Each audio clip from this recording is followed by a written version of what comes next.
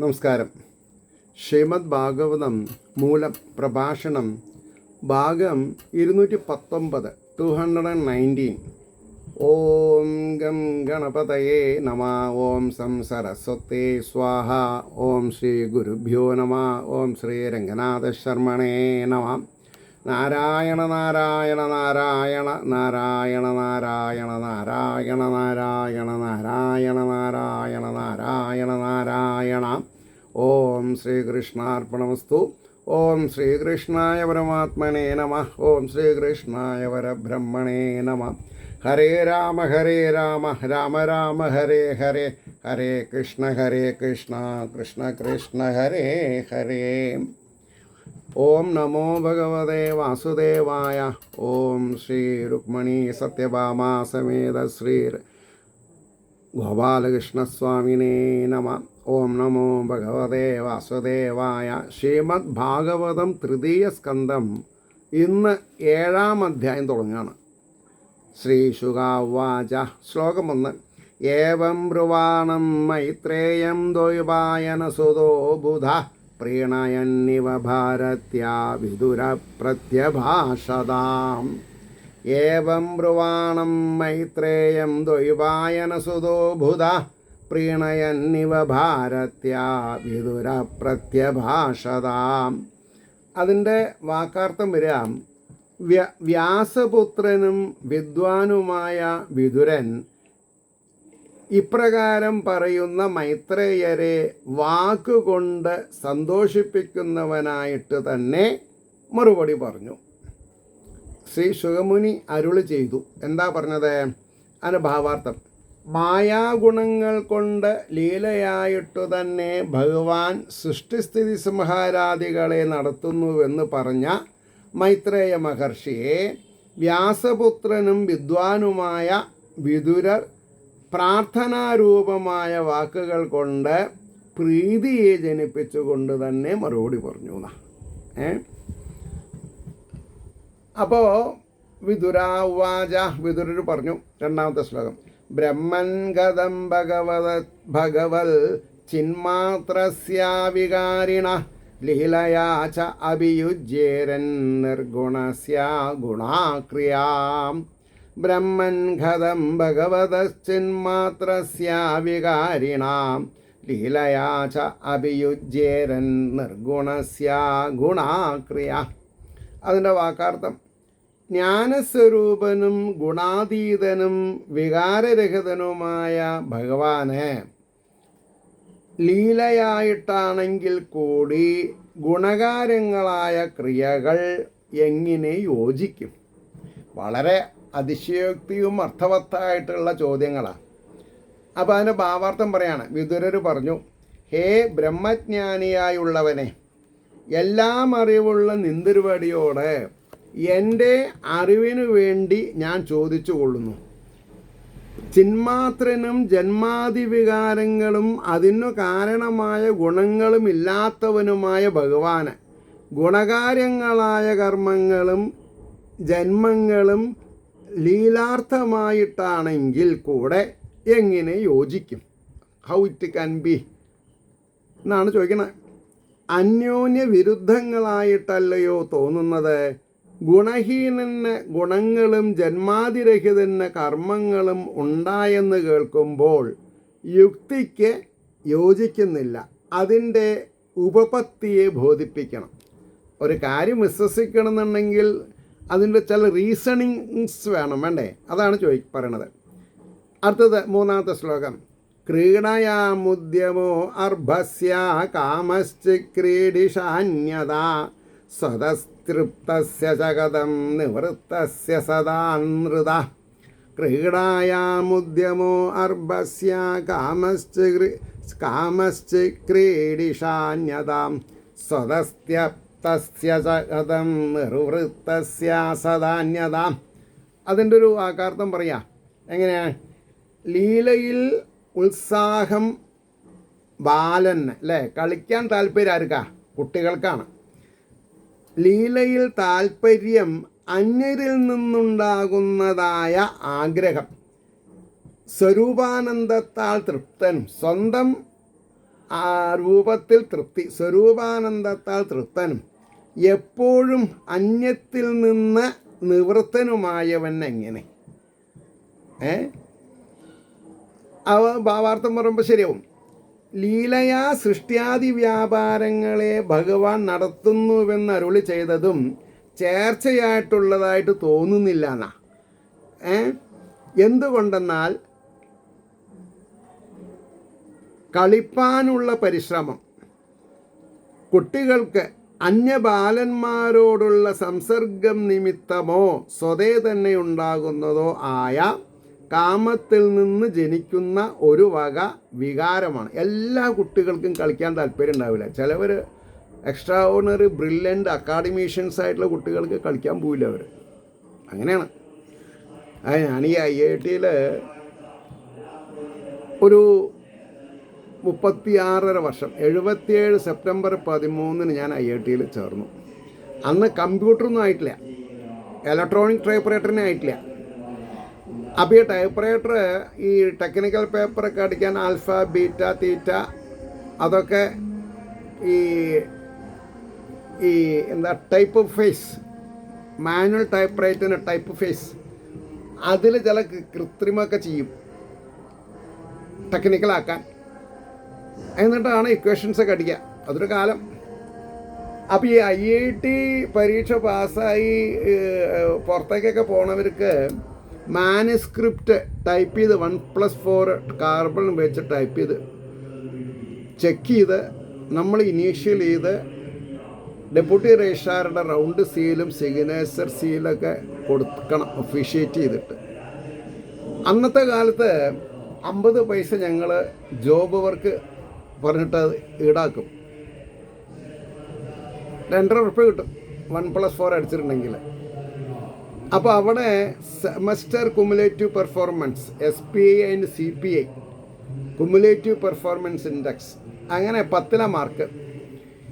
അപ്പോൾ 9 and above കിട്ടിയാൽ അവരുടെ ഞാൻ കാശ് വാങ്ങില്ല. അത് വേറെ എൻ്റെ ഒരു പ്രിൻസിപ്പിൾ. ഈ നാരായണ എന്ന് പഠിച്ച മാതിരി ഞാൻ തോറ്റ സബ്ജക്റ്റ് എഴുതി പാസ്സായിട്ട് കമ്പാർട്ട്മെൻ്റൽ സിസ്റ്റം എന്നാണ് പറയുന്നേ. അങ്ങനെയൊക്കെ ഒപ്പിച്ചിട്ടാണ് പോയിട്ടുള്ളത്. അപ്പോൾ എനിക്ക് ഈ പഠിക്കണ കുട്ടികളെ പറ്റി ഭയങ്കര താല്പര്യമാണ്.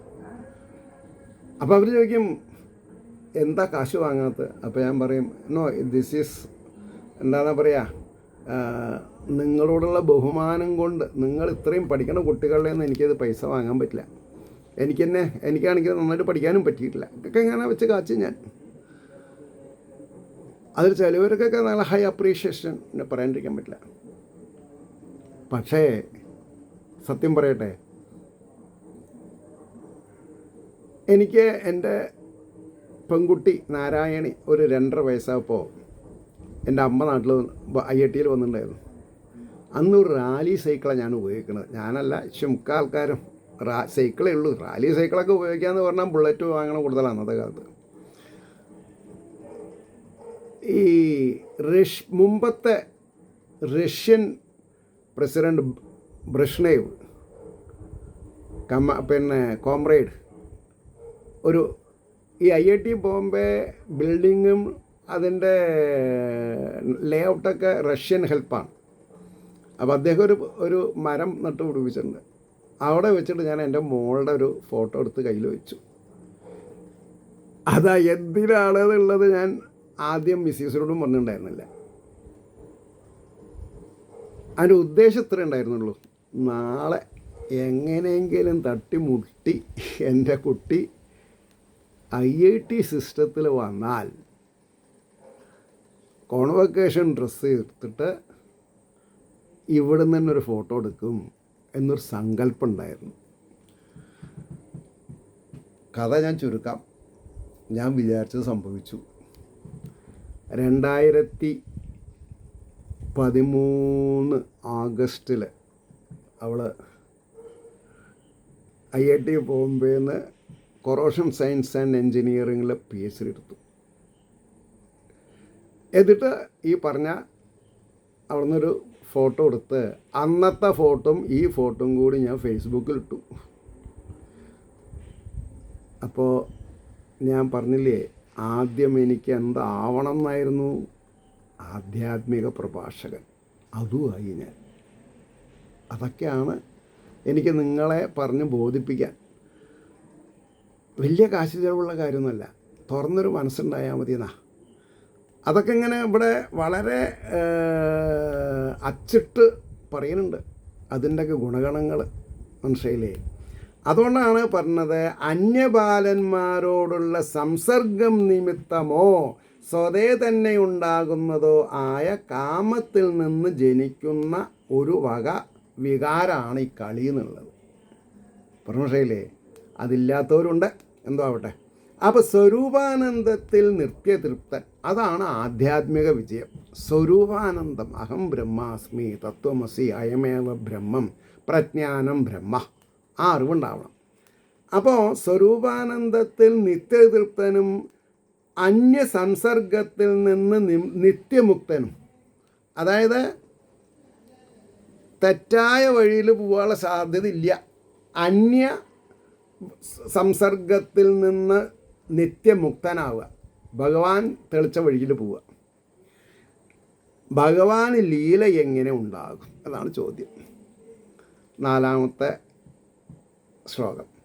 അസ്രാക്ഷേത് ഭഗവാൻ വിശ്വം ഗുണമയ്യാത്മമായയാം തയാ സംസ്ഥാപയത്യേതൽ ഭൂയ പ്രത്യഭിധാസ്യതി. അസ്രാക്ഷീത് ഭഗവാൻ വിശ്വം ഗുണമയ്യാത്മമായയാം തയാ സംസ്ഥാപയേത്യേതത് ഭൂയ പ്രത്യഭിധാസ്യതി. അതിൻ്റെ വാക്കാർത്ഥം, ഗുണരൂപിയായ തൻ്റെ മായാശക്തിയാൽ ഈ ലോകത്തെ ഈശ്വരൻ സൃഷ്ടിച്ചു. ആശക്തിയെ കൊണ്ടു തന്നെ രക്ഷിക്കുന്നു, വീണ്ടും ലയിപ്പിക്കുന്നു. സൃഷ്ടിക്കുക, പരിപാലിക്കുക, ലയിപ്പിക്കുക, സൃഷ്ടിക്കുക, പരിപാലിക്കുക, ലയിപ്പിക്കുക. അതിൻ്റെ ഭാവാർത്ഥം, ഭഗവാനെ സംബന്ധിച്ചുണ്ടായ സംശയം ചോദിച്ചതിന് ശേഷം ജീവനെ സംബന്ധിച്ചുള്ള സംശയത്തെയും ചോദിപ്പാൻ വേണ്ടി ജീവസൃഷ്ടിയെപ്പറ്റി പറഞ്ഞതിനെ അനുവദിച്ചുകൊണ്ടും ആരംഭിക്കണം. സർവേശ്വരൻ സത്വാദിഗുണരൂപിണിയായ തൻ്റെ മായാശക്തിയെ പ്രകാശിപ്പിച്ചിട്ട് അതിനെക്കൊണ്ട് ഈ കാണപ്പെടുന്ന ചരാചരാത്മക ലോകത്തെ സൃഷ്ടിക്കുകയും നിലനിർത്തുകയും പിന്നെ ഉണ്ടായ ക്രമത്തിന് വിപരീതമായ നിലയിൽ അതാത് കാര്യദ്രവ്യങ്ങളെ കാരണദ്രവ്യങ്ങളിൽ ലയിപ്പിച്ചുകൊണ്ട് സംഹരിക്കുകയും ചെയ്യുന്നു എന്നാണല്ലോ ജീവസൃഷ്ടിയെക്കുറിച്ച് അരുളി ചെയ്തത്, അല്ലേ? ഇനി 5ാമത്തെ ശ്ലോകം എങ്ങനെയാ? ദേശത കാലതോയോ അസാവസ്ഥാദസ്വതോ അന്യത സ്വതോ അന്യത അവിലുപ്താവബോധാത്മാ സയുജ്യേതാ ജയാ കഥം. ദേശത കാലതോയോ അസാവസ്ഥാദസ്വതോ അന്യത അവിലുപ്താവബോധാത്മാ സയുജ്യേതാ ജയാ കഥം. ദേശം നിമിത്തമോ കാലം നിമിത്തമോ അവസ്ഥാ നിമിത്തമോ തന്നെത്താൻ നിമിത്തമോ അന്യസംബന്ധം നിമിത്തമോ യാതൊരു ഭഗവാൻ നശിക്കാത്തതായ അറിവാകുന്ന സ്വരൂപത്തോടു കൂടിയവനാകുന്നു. അതാണ് നമ്മൾ മനസ്സിലാക്കേണ്ടത്. ഭഗവാൻ നശിക്കാത്തതായ അറിവാകുന്ന സ്വരൂപത്തോടു കൂടിയവനാണ്. ഞാൻ എപ്പോഴും പറയാറുണ്ട്, ബ്രാഹ്മണ ക്ഷത്ര വൈശ്യ ശൂദ്ര വ്യത്യാസമില്ലാണ്ട് നമ്മൾ ഓരോരുത്തരും പരസ്പരം സ്നേഹിക്കും ബഹുമാനിക്കും ചെയ്യാം. പക്ഷേ അതിലുപരി ശ്രീഹരിയിൽ വിശ്വാസം അർപ്പിക്കണം, ഭക്തി ഉറപ്പിക്കണം. കാരണം എന്താ? അദ്ദേഹത്തിൻ്റെ സ്റ്റാറ്റസ് എന്താ? അച്യുതൻ, ച്യുതിരഹിതനാ, നാശിക്കാത്തവനാ. അപ്പോൾ നാശരഹിതനായിട്ടുള്ള ഭഗവാനായിട്ട് ആണ് സത്സംഗം വേണ്ടത്. അതിനാണ് ഭാഗവതം പ്രത്യക്ഷ കൃഷ്ണയേവഹി, അല്ലേ? അപ്പോൾ അതിൻ്റെ ഭാവാർത്ഥം എന്താ പറയുക? ദേശം കാലം അവസ്ഥ സ്വതേ ഉണ്ടാകാവുന്ന ഉദാസീനത, അന്യസംബന്ധം, ഇങ്ങനെ 5 സംഗതികൾ കൊണ്ട്, ദർ ആർ 5 എലിമെൻറ്റ്സ്, കാലം, ദേശം, അവസ്ഥ, സ്വതേ ഉണ്ടാകുന്ന ഉദാസീനത, അന്യസംബന്ധം, ഇങ്ങനെ 5 സംഗതികൾ കൊണ്ടാണ് ജ്ഞാനത്തിന് നാശം സംഭവിക്കുന്നത്. എന്ത് നശിച്ചാലും ജ്ഞാനം നശിക്കാണ്ട് ശ്രദ്ധിക്കണം. ജ്ഞാനം നശിച്ചാൽ എല്ലാം നശിച്ചു. എല്ലാം നശിച്ചാൽ ജ്ഞാനം ഉണ്ടെങ്കിൽ മറ്റുള്ളതൊക്കെ ഉണ്ടാക്കാം. മറ്റുള്ളത് ഉണ്ടായതുകൊണ്ട് ജ്ഞാനം ഉണ്ടായിക്കൊള്ളണമെന്നില്ല. ഇതിൽ ഒരുവിധമായ സംബന്ധവുമില്ലാത്തത് കൊണ്ട് ജ്ഞാനസ്വരൂപനായ ഭഗവാൻ മായയോട് ചേരുന്നതെങ്ങനെ? ഇതാണ് അദ്ദേഹത്തിൻ്റെ സംശയം. മനസ്സിലായില്ലേ? അപ്പോൾ 6ാമത്തെ ശ്ലോകം വരണു. ഭഗവാൻ ഏക ഏവൈഷ സർവക്ഷേത്രേഷു സ്ഥിതാം അമുഷ്യാം ദുർഭഗത്വം വാ ക്ലേശോ വാ കർമ്മഭിക്കുതാം. ഭഗവാൻ ഏക ഏവൈഷ സർവക്ഷേത്രേഷു സ്ഥിതാം അമുഷ്യ ദുർഭഗത്വം വാ ക്ലേശോ വാ കർമ്മഭിക്കുതാം. എന്താ അതിന് വാക്കാർത്ഥം പറയാം? ഏകനായിരിക്കുന്ന ഈ ഭഗവാൻ തന്നെ എല്ലാ ശരീരങ്ങളിലും വസിക്കുന്നു. ഇത് അതറിയണം. എല്ലാ ശരീരങ്ങളും, ബ്രാഹ്മണ, ക്ഷത്ര, വൈശ്യ, ശൂദ്ര, സ്ത്രീ, പുരുഷ വ്യത്യാസമില്ലാണ്ട്. ഇതറിയാണ്ട് നമ്മൾ നാരായണീയം പഠിച്ചിട്ടോ ലളിതാ സഹസ്രനാമം കാണാൻ പാഠം പഠിച്ചിട്ടോ കാര്യമില്ല.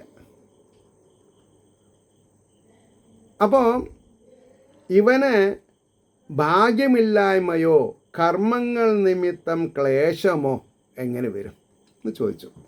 അപ്പോൾ അതിന് ഭാവാർത്ഥം പറയണോ?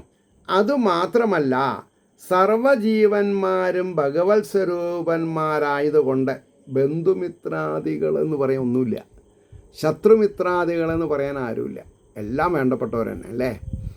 അതുമാത്രമല്ല, സർവജീവന്മാരും ഭഗവത് സ്വരൂപമായതുകൊണ്ട് ജീവന് ജനന മരണസ്വരൂപമായ സംസാരത്തിന് തന്നെ കാരണം കാണുന്നില്ല എന്നുള്ള സംശയത്തെ പ്രകാശിപ്പിക്കുന്നു.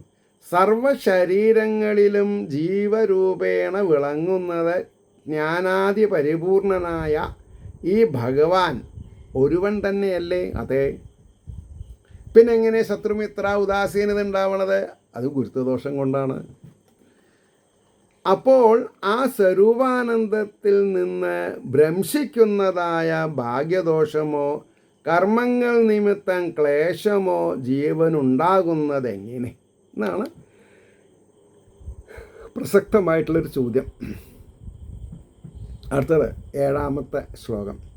ഏതസ്മിന്മേ മനോ വിദ്വൻ ഗിദ്യതേ അജ്ഞാനസങ്കടേ തന്നപരാണുത വിഭോ കശ്മലം മാനസം മഹത്. ഏതസ്മിന്മേ മനോ വിദ്വൻ ഗിദ്യതേ അജ്ഞാനസങ്കടേ തന്നപരാണുത വിഭോ കശ്മലം മാനസം മഹത്. അതിന് വാക്കാർത്ഥം പറയണത്, ഹേ സർവജ്ഞ, അജ്ഞാനരൂപമായ ഈ സങ്കടത്തിൽ, ഈ സങ്കടം എന്നുള്ളത് അജ്ഞാനാണ്. അജ്ഞാനത്തിൻ്റെ രൂപമാണ് സങ്കടം. ജ്ഞാനത്തിൻ്റെ സ്വരൂപമാണ് വിദ്യ. അപ്പോൾ നമ്മളാരും മോശമാവാൻ പാടില്ല. വിദ്യ ഉണ്ടായാൽ മതി, ജ്ഞാനം ഉണ്ടായാൽ മതി, അവിദ്യ ഉണ്ടാവരുത്. അപ്പോൾ ഹേ സർവജ്ഞ, അജ്ഞാനരൂപമായ ഈ സങ്കടത്തിൽ എൻ്റെ മനസ്സ് ഖേദിക്കുന്നു. ഹേ സമർത്ഥ, ഞങ്ങളുടെ വലുതായ മാനസം, അത് മനസ്സംബന്ധിയായ ആ കളങ്കത്തെ നശിപ്പിച്ചാലും. ഭഗവാനോട് പ്രാർത്ഥിക്കുകയാണ്. എന്താ? ഞങ്ങളെ കളങ്കം, മനസ്സിലുള്ള കളങ്കത്തെ മാറ്റിത്തരണം. ഇതാരെങ്കിലും ഉദ്ദേശിച്ചിട്ടുണ്ടെങ്കിൽ നന്നായി കിട്ടുക. അപ്പോൾ അതിൻ്റെ വാക്കാർത്ഥം ഭാവാർത്ഥം പറയണോ? ഹേ സർവജ്ഞനും സമർത്ഥനുമായ ഭഗവാൻ, ഈശ്വരൻ്റെയും ജീവൻ്റെയും യഥാർത്ഥ നില അറിയാത്തത് കൊണ്ടുള്ള, എന്തുകൊണ്ടാണ് ദുഃഖം ഉണ്ടാവുന്നത്? ഭഗവാന്റെ ശരിക്കുള്ള നില നമ്മൾ മനസ്സിലാക്കണില്ല. ഈ സങ്കടത്തിൽ എൻ്റെ മനസ്സ് വളരെ ദുഃഖിക്കണമെന്നാണ്. എനിക്ക് മാത്രമല്ല, എന്നെപ്പോലിരിക്കുന്ന പലർക്കും ഈ സങ്കടമുണ്ട്. ഞങ്ങളുടെ മഹത്തായ ഈ മാനസികമായ ചളിയെ നിന്തൊരുപടി ഉപദേശത്താൽ നീക്കം ചെയ്യണം എന്ന് പ്രാർത്ഥിച്ചു. ചോദ്യത്തെ ഉപസംഹരിച്ചു. അവിടെ നിർത്താം. എനിക്ക് കുറച്ച്, നിങ്ങൾക്കറിയില്ല, എനിക്കറിയാം താഴത്തൊരു ഗസ്റ്റ് വന്നിരിക്കുന്നുണ്ട്. കുറേ നേരമായി. അപ്പോൾ ഞാൻ രണ്ടാമത്തെ ഇത് എപ്പിസോഡ് തുടങ്ങുകയും ചെയ്തു. 20 മിനിറ്റ് ആവാണ്ട് എങ്ങനെ നിർത്തുക എന്നൊരു വിഷമമുണ്ട്. ഒരു കുട്ടിയുണ്ട്, ഒരു വയസ്സായിട്ട്. ആ കുട്ടിക്ക് നമ്മളെ കാണുക അതും വലിയ താല്പര്യം, നമുക്ക് ആ കുട്ടിയെ കാണുക അതും താല്പര്യം. എല്ലാം മായാണാണല്ലോ. അപ്പോൾ ഏവർക്കും ശ്രീഹരിയുടെ അനുഗ്രഹാശിസ്സുകൾ നിർലോഭം ഉണ്ടാവട്ടെ എന്ന് പ്രാർത്ഥിക്കാം. പിന്നെ ലോകാ സമസ്ത സുഖിനോ ഭവന്തു ആയിരിക്കട്ടെ നമ്മുടെ പ്രാർത്ഥന. ഏവർക്കും നമസ്കാരം. നാളെ കാണാം.